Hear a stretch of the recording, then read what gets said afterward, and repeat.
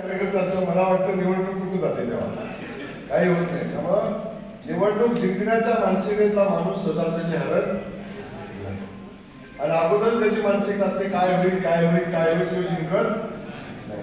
त्यामुळे जो चांगल्या मानसिकतेने करतो त्याला कधी अडचण येत नाही. याचं मूर्तिमंत उदाहरण कोण असेल तर ते आपले देवाभाऊ लक्षात ठेवा.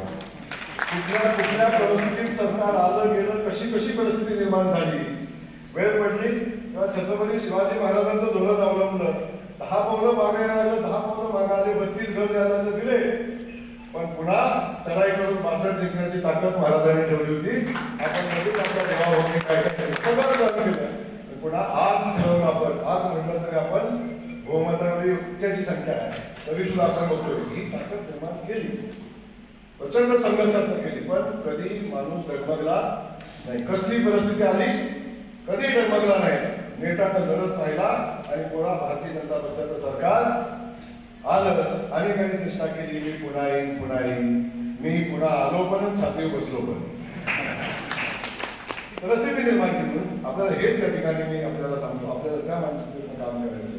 आपला नेता मोदीजी असतील आपले मुख्यमंत्री असतील ज्या पद्धतीनं काम करून अगदी प्रतिकूल परिस्थितीमध्ये आपल्या सगळ्यांना या ठिकाणी आणून बसवले त्याच लोकांना आपल्याला आता आपली वेळ आहे की आपण धाराशिवची जिल्हा परिषद भारतीय जनता पक्षाला देण्याची जबाबदारी आपल्या सगळ्यांची आहे. अध्यक्ष तुम्हीच सदस्य तुम्हीच आहे.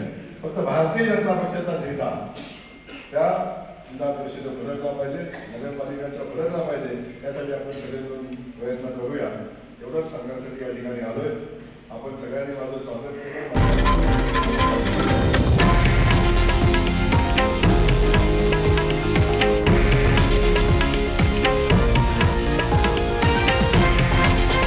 हे आहे देशातील नंबर 1 न्यूज नेटवर्क आणि आपण पाहत आहात TV9 मराठी, एकमेव.